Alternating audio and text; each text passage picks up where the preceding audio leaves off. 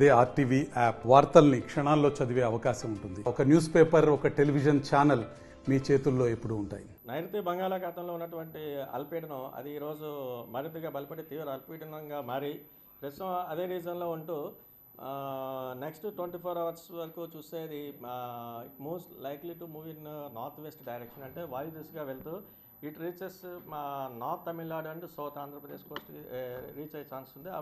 Next తదుపరి 24 అవర్స్లో అది నియర్లీ నార్త్ వర్డ్ అంటే north west initially and then move in nearly northward direction, అంటే ఈ డైరెక్షన్లో వెళ్తూ మన ఆంధ్రప్రదేశ్ కోస్ట్కి ఆల్మోస్ట్ ప్యారల్గా వెళ్ళే ఛాన్సెస్ అయితే ఉన్నట్టుగా మనం ఫోర్కాస్ట్ ఇస్తున్నాం. దీని ప్రభావం చేత మనకి నెక్స్ట్ 3 days ఇటు ఉత్తరాంధ్రలో దీని యొక్క యాక్టివిటీ అంటే ప్రభావం ఎక్కువగా ఉండే అవకాశం ఉంది.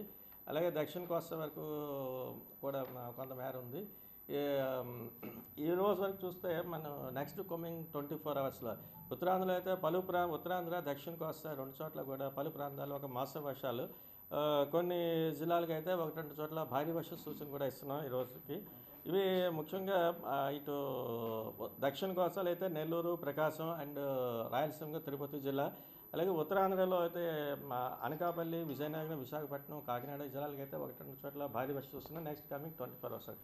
నెక్స్ట్ సెకండ్ డే వరకు చూస్తే ఇది రేపటికి దీని యొక్క రైన్ఫాల్ ఇంటెన్సిటీ కొంచెం పెరిగే ఛాన్స్ ఉంది.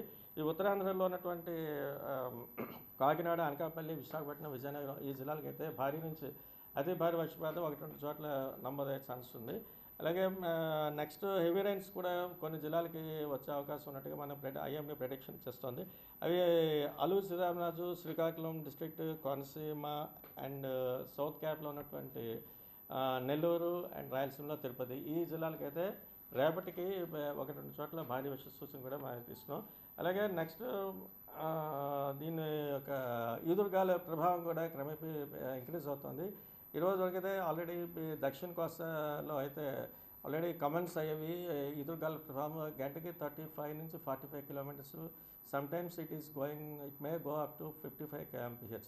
సో ఈ దక్షిణ కోస్తా తీరబడి ఉన్న మత్స్యకారులు ఈ రోజు నుంచి వేట వెళ్ళదని చెప్తున్నాను. అలాగే రేపటి నుంచి చూస్తే ఇటు ఈ గాలుల ప్రభావం అంటే ఉత్తరాంధ్రకు కూడా విస్తరిస్తుంది. అంటే రేపటి నుంచి చూస్తే మొత్తం కంప్లీట్ ఆంధ్ర కోస్ట్ అందరూ కూడా మత్స్యకారులను వేటకు వెళ్ళొద్దని చెప్తున్నాం.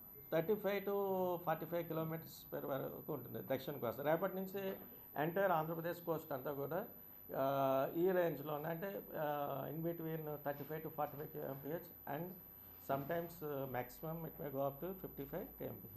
ప్రస్తుతం ఇది అల్పపీడనం స్టేజ్ నుంచి నెక్స్ట్ లెవెల్ బలపడి తీవ్ర అల్పపీడనంగా ఇప్పుడు ఇటు నైరుతి బంగాళాఖాతంలో అయితే ఉంది. అది క్రమేపీ నార్త్ వెస్ట్ డైరెక్షన్లో వెళ్తూ ఇటు నార్త్ తమిళనాడు, సౌత్ ఆంధ్ర వైపు నెక్స్ట్ 24 అవర్స్లో వెళ్ళి ఆ తదుపరి likely to move along Andhra Pradesh Coast అనమాట, నార్త్ డైరెక్షన్లో.